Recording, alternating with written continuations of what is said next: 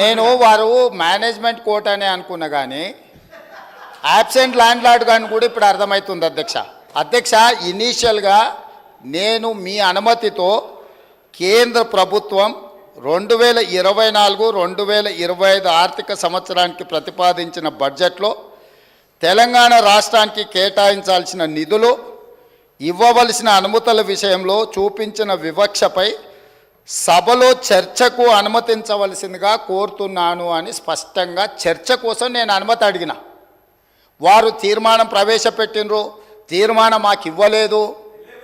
ఏంది అధ్యక్ష, ఎవరిని తప్పుదో పట్టిస్తున్నాడు అధ్యక్ష?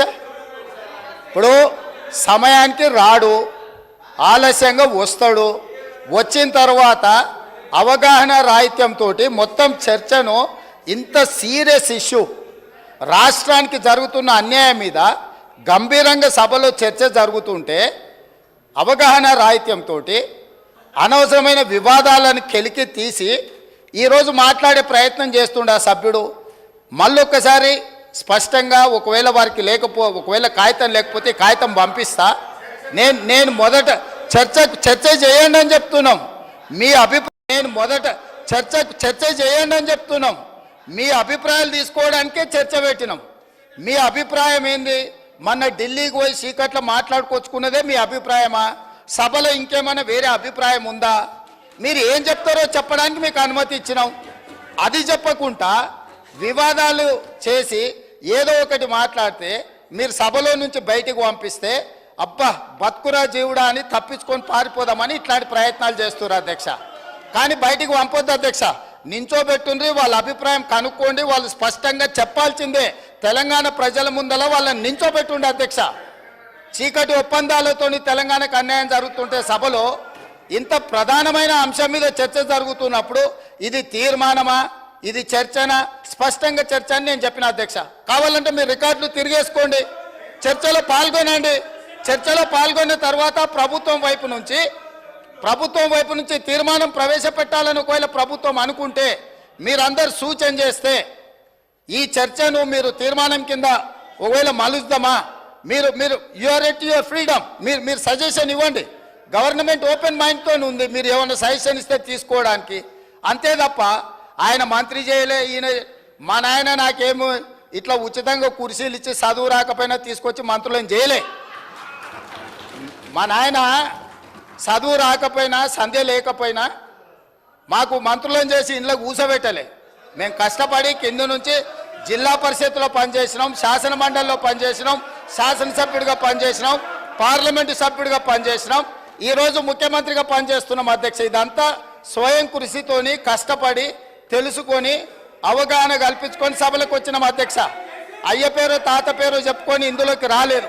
కాబట్టి దయచేసి చర్చ వద్దు, వివాదాల వైపు చర్చ వద్దు. మీరు ఈ చర్చలో పాల్గొనండి. ఈ చర్చలో పాల్గొని మీ అభిప్రాయం చెప్పండి.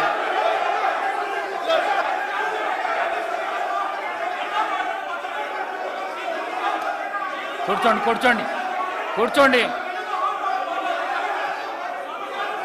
కౌశిక్ రెడ్డి గారు కూర్చోండి.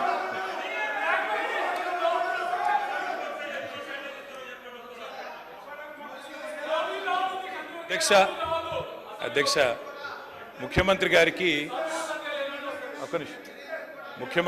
అధ్యక్ష మీ నాయకుడు మాట్లాడుతున్నాడు జరా. అధ్యక్ష ఎవరు మాట్లాడినా హౌస్ ఆర్డర్లో మీరే పెట్టాలి అధ్యక్ష. వాళ్ళని కూడా కంట్రోల్ చేయాలి. మీరు మమ్మల్నే కాదు.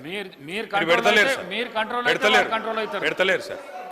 అధ్యక్ష ముఖ్యమంత్రి గారికి సహనము సంయమనము ఓపిక ఉండాలి అధ్యక్ష. మాటికి ఓపిక కోల్పోయి ఈ రన్నింగ్ కామెంటరీ అవసరం అధ్యక్ష. నేను కూడా అనొచ్చు అధ్యక్ష. పేమెంట్ కోటాలో ముఖ్యమంత్రి పదవి కొట్టేసిన నేను కూడా అనొచ్చు. మాట్లాడడం మేము కూడా మాట్లాడతాం. అయ్యల పేర్లు చెప్పి పదవులు అంటే రాహుల్ గాంధీని అంటుండా, రాజీవ్ గాంధీని అంటుండా నాకు తెలియదు అధ్యక్ష. ఎవరిని అంటుండ అధ్యక్ష? ఆయన ఎవరి గురించి మాట్లాడుతున్నాడు? ఇప్పుడు చాలా నేను గౌరవ సీనియర్ శాసనసభ్యులు ప్రభుత్వంలో అనేక సంవత్సరాలు పనిచేసిన కేటీఆర్ గారిని కోరుతా ఉన్నాం. చాలా ఇది మేము ఆక్షేపించేది లేదు. ఈరోజు వారు మాట్లాడిన మాటలు తప్పకుండా వెనక్కి తీసుకోవాల్సిందే. నేను ఈరోజు మేము కోరుతా ఉన్నాం అదే ఇంత సీరియస్గా మేము ఏ రోజు డెమోక్రటిక్గా ఒక డిబేట్ని ఈరోజు మేము కోరుతా ఉన్నాం అధ్యక్ష. ఇంత సీరియస్ ఇష్యూను ఈ విధంగా నేను ఇప్పుడు కూడా చెప్తా ఉన్నా, ఇంత సీరియస్ ఇష్యూను ఈ విధంగా పక్కదారి పోతే రాష్ట్ర ప్రజలకు సంబంధించిన ప్రయోజనాలు పక్కన పడతాయి. దయచేసి గౌరవ శాసనసభాపతికి అని కోరుతాను, let's go to the subject sir. Otherwise we will sir, ఎవరికైతే ఇంట్రెస్ట్ లేదో మా రెజల్యూషన్ మూవ్ చేస్తారు, రెజల్యూషన్ పూర్తి స్థాయిలో మూవ్ చేస్తారు, అదే రెజల్యూషన్ హౌస్ అనుకుంటాము. కానీ డెమోక్రటిక్ స్పిరిట్లో మీ అభిప్రాయాలను తెలుసుకొని ముందుకు పోవాలని ఆలోచన చేస్తా ఉన్నాం అధ్యక్ష. దయచేసి గౌరవ సభ్యులను కూడా కోరుతా ఉన్నాము, let's go on to the subject please. Please KTR గారు సబ్జెక్ట్ మాట్లాడండి, డీవియేషన్ కాకండి మీరు. దయచేసి సార్ దయచేసి స్పీకర్ సార్, దయచేసి ప్లీజ్. మీరు మా ఒక్కరికి నీతులు చెప్తే కుదరదు సార్, అటు కూడా చెప్పాలి. అక్కడ కూడా సభానాయకుడు కూడా అయ్యల పేర్లు చెప్పుకొని మేనేజ్మెంట్ కోటాలని సభానాయకుడు మాట్లాడొచ్చా? ఇది సంస్కారమా? ప్లీజ్. మరి నేను ఒక సభ్యుడిని, నా హక్కులు కూడా మీరే కదా కాపాడాలా? వారు మాట్లాడినప్పుడు తప్పకుండా సమాధానం చెప్పాలా? అధ్యక్ష, నేను ఒకటే చెప్తా ఉన్నాను అధ్యక్ష, తమరిని కోరేది ఈరోజు మేము స్పష్టంగా చెప్తున్నాం, గవర్నమెంట్ ఏదైతే చర్చ ప్రారంభించిందో ఆ చర్చను మేము స్వాగతిస్తున్నాము, 100% సమర్థిస్తున్నామనే మాట నేను చెప్తా ఉన్నా. అయితే ఒకటేమంటే భవిష్యత్తులోనైనా శ్రీధర్ బాబు గారు, ఈరోజు మీరు బిజినెస్లో రెజల్యూషన్ అని ఇచ్చారు, భవిష్యత్తులో పెట్టండి. సబ్జెక్ట్ మీద చర్చ ఉంటే ఆ చర్చకు స్టేట్మెంట్ ఇవ్వండి, so that members can come prepared. ఇక అది వదిలేస్తే, ఆ మీమాంస వదిలేస్తే అధ్యక్ష, ఇప్పుడే నేను చెప్పాను అధ్యక్ష, మేము సీరియస్ విషయం కాబట్టి రెజల్యూషన్ సరిగ్గా పెట్టమని చెప్తున్నాను. వెంకరెడ్డి గారు అధ్యక్ష, ఈ రకంగా మంత్రులు డిస్టర్బ్ చేయడం మాటికి పద్ధతి కాదు.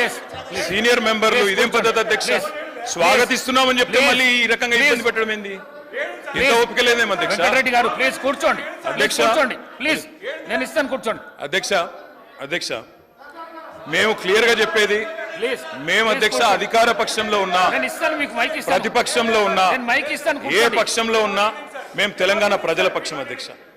మేము ఈరోజు ఈ కాంగ్రెస్ ప్రభుత్వం ప్రవేశపెట్టిన ఈ చర్చను ఎందుకు సమర్థిస్తున్నాము, ఎందుకు స్వాగతిస్తున్నామంటే, తప్పకుండా రాష్ట్ర విశాల ప్రయోజనాల దృష్ట్యా, రాజకీయ ప్రయోజనాల కంటే కూడా రాష్ట్ర ప్రయోజనాలు ముఖ్యం కాబట్టి, తప్పకుండా రాష్ట్రంలోని ప్రజలకు న్యాయం జరగాలి కాబట్టి, నిన్న కేంద్ర బడ్జెట్లో అన్యాయం జరిగింది కాబట్టి తప్పకుండా ప్రభుత్వం ఈరోజు ఏదైతే చర్చను పెట్టిందో దాన్ని మేము సంపూర్ణంగా స్వాగతిస్తున్నామన్న మాట మళ్ళొకసారి చెప్తా ఉన్నా అధ్యక్ష.